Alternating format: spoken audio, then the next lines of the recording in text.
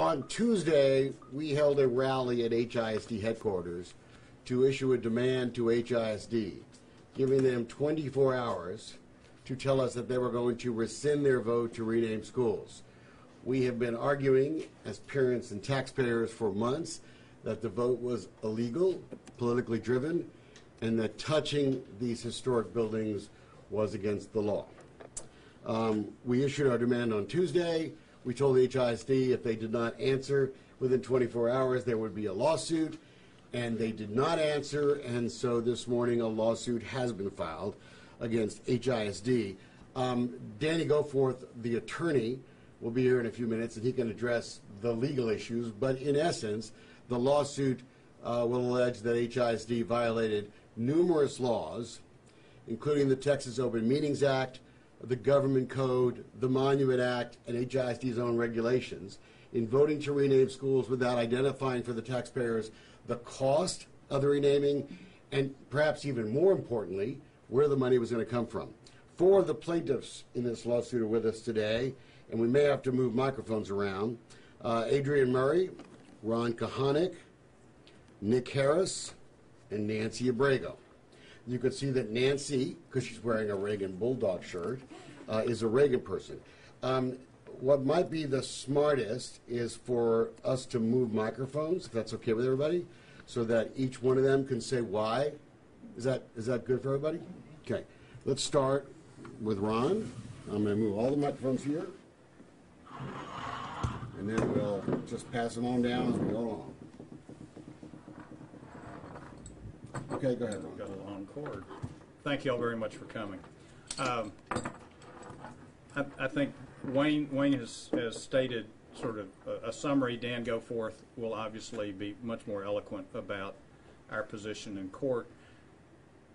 I think for all of us here, it's a sad day when parents have to intervene with a school board to make the school board comply with rules, to act as stewards of the public trust, and to actually comply with their own conduct that's been long-standing.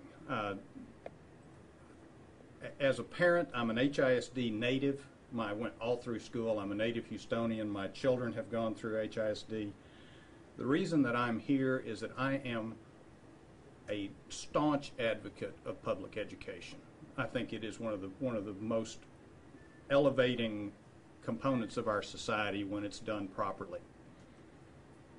It is not being done properly. The waste of this program and the misinformation to the public is a giant disservice and needs to stop.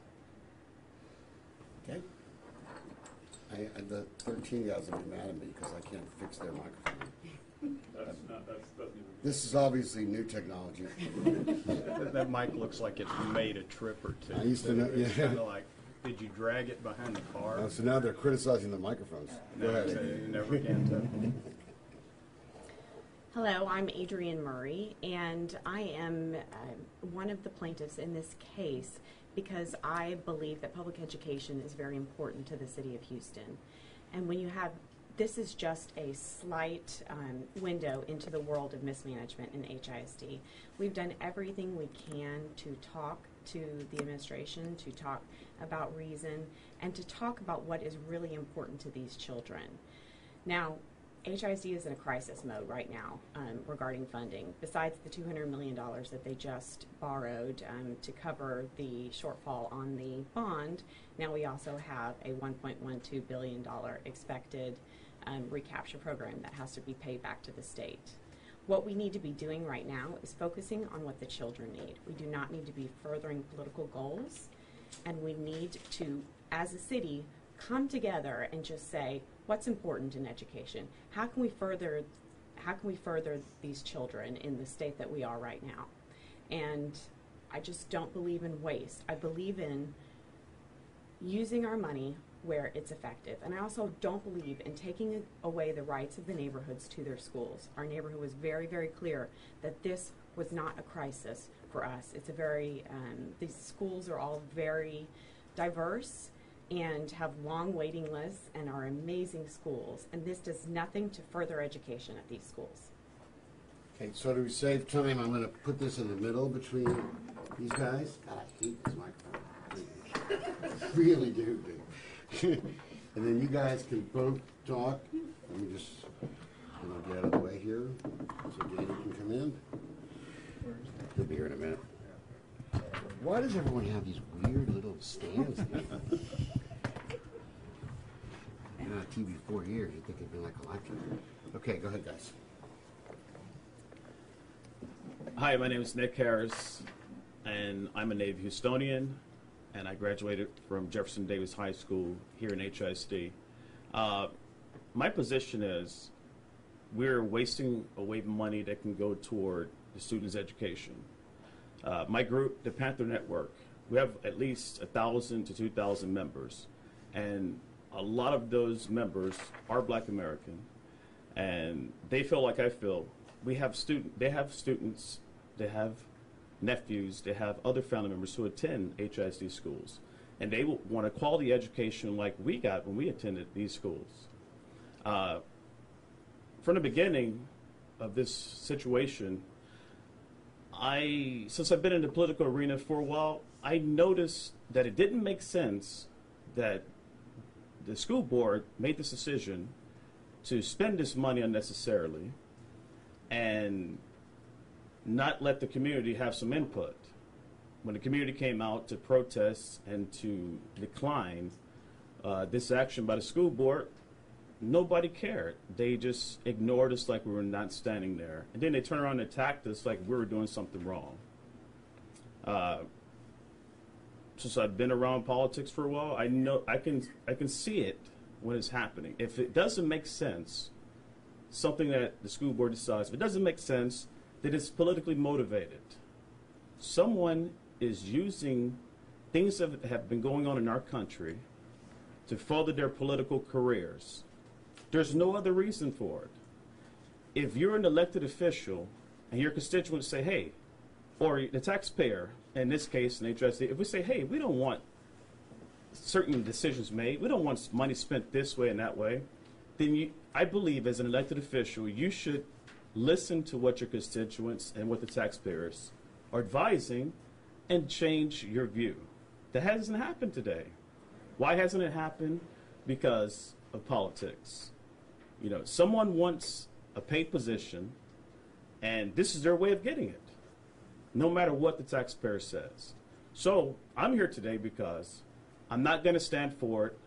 Everyone in my group's not going to stand for it. My kids, my family, who've all attended HISD schools, we're not going to stand here any longer and let this happen. We want this to stop, and we're going to be here until it does. Thank you very much.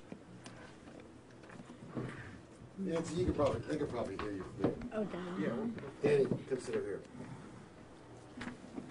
Hi, my name is Nancy Abrego, and I was born and raised in the Heights, and Reagan is the Heights.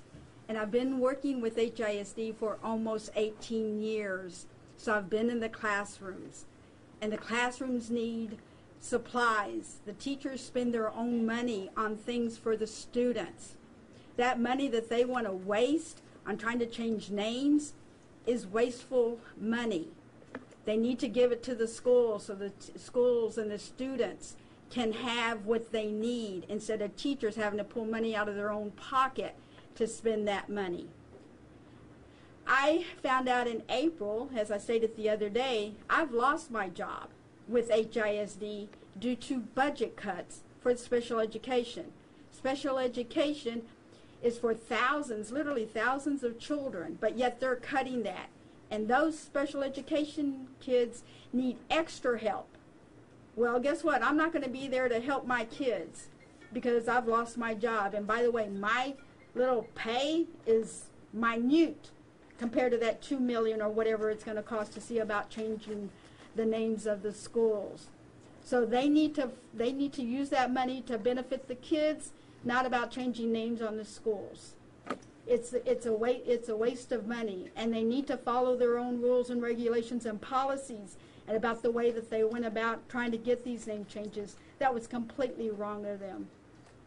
And yes, Reagan has my heart, I go to the games. I've missed 2 games in the last 10 years, football games. And yes, I still wear my Reagan ring to school every day. You have any idea what your high school ring is? 'Cause I don't know. I don't think I have one. What is it? Anyway, can you help me, Adrian, read these over? Over. Obviously, Dan Goforth has joined us. He is his law firm is the law firm of record on this case. Dan, you got anything you want to say? I just wanted to make sure that these people were here and were listened to. I intend to do everything that we can to make sure that the judge listens and the community listens to the complaints that they've got, because they are reasonable. All we're asking is for the HISD to follow the rules, follow the statutes, do the right thing. Any questions? Yeah. I think we As answered. far as the lawsuit goes, is it against their procedures, or is there specific laws that you think were broken, or exactly what is it going to be? I think they've broken a number of laws, but perhaps more so, they violated the rules and regulations of the HISD, and these are not rules that were set without and established without a real basis, and the way that they went about this, they didn't properly inform or notify the community of the fact that they were going forward with this. They said that there was no cost to it, when there's a tremendous cost to this. We tell in the petition what we believe the costs are, but we intend to find out exactly what they are, and we know that it's not no cost, which is what they put on their agenda and resolution to begin with. What do you believe the cost to be, the total cost of renaming those 8 schools? Looks like to me that it may be as much as $5 million. More than that. And that would be for like new uniforms, new signage? Uniforms themselves are at least $2 million. When you think about each of these 8 schools, you talk about sports, athletic uniforms, you're talking about band uniforms, you're talking about any uniforms that these students may wear or have to wear under any circumstances. Those costs are enormous. Where does that money come from? Well, They didn't tell what the source was. if I could push back, I mean, the elected leadership of HISD decided this is where they wanted to take their policy priorities, right? And so money follows priorities. And so if we've elected the school board to do what they think is best, so what? It's going to Great. cost money. I mean, nothing happens for free. Why is it a problem that they spent this money? The problem is that they violated their own rules and regulations and spent money that they don't have. As you folks, perhaps more than any, know, HISD is broke, and it's going to be broke for a long time. I know you listened to Ms. Abrego here. She lost her job because of cuts. She lost her job teaching special education students because of cuts. And yet they're spending at least $5 million to change these names. And they didn't go about it the proper fashion. They didn't have agenda items that they have to have. We're not saying they can't do it.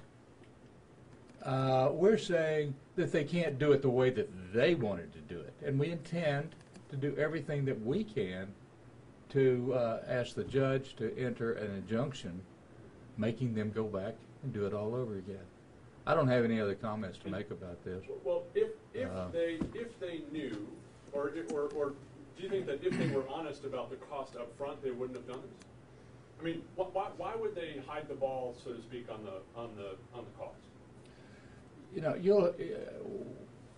there could be any number of reasons, but what I'm saying is that in order to do that, you have to properly inform the community and allow the community to have its input. You have to follow the law. Of course, elections are something that can change the HISD in itself.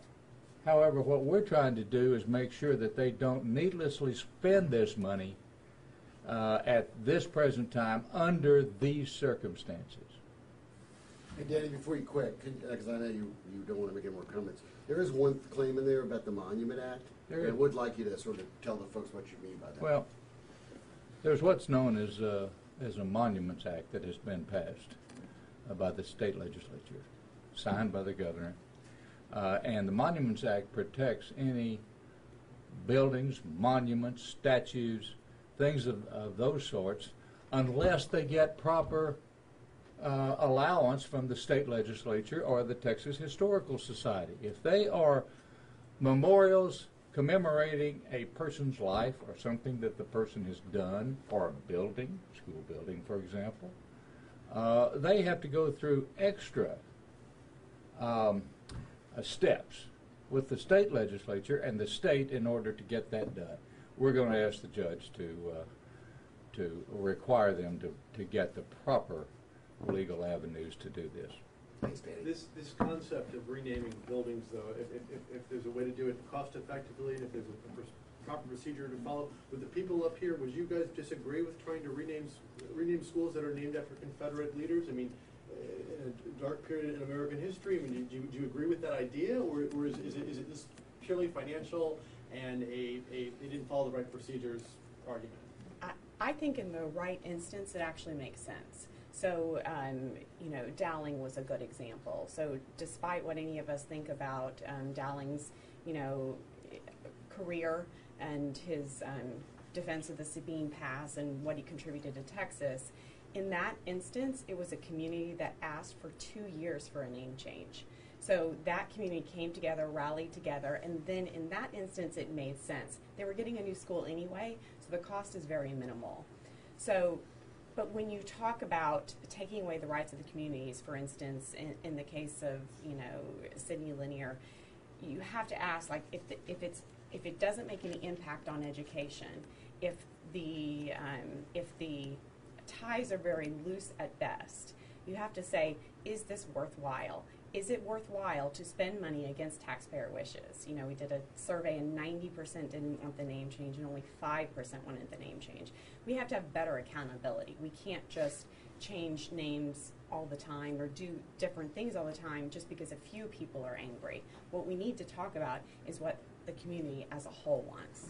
We want good education for our students. At Reagan, Johnny Reagan was the Postmaster General. He was administration. He wasn't even a soldier. And he was the Postmaster General for less than 4 years. He did more in the other 80 years of his life than being the Postmaster General. He was a senator. He was a representative for the state of Texas. He was a railroad commissioner. He helped build the Washington Monument. He got it restarted. So being Postmaster General for less than 4 years is nothing compared to the rest of his life. And Reagan is the Heights. Everybody in the Heights knows that Reagan sits there, and it is a part of the community. It's not just a building. All right. Anybody else? Ned, you want to say something? Yeah. As far as I'm concerned, my position hasn't changed. We're up in arms to the fact that the way they spent the money and the community's input was not taken into consideration. But this could have happened in the '60s, the '70s. Why is it happening now? There's lawsuits about, like Dan said, it's about the procedure and the money that they're submitting unnecessarily when they don't have it. It's just that my position hasn't changed. Why do it now? You should have did it before. But it's politically motivated because it doesn't make sense.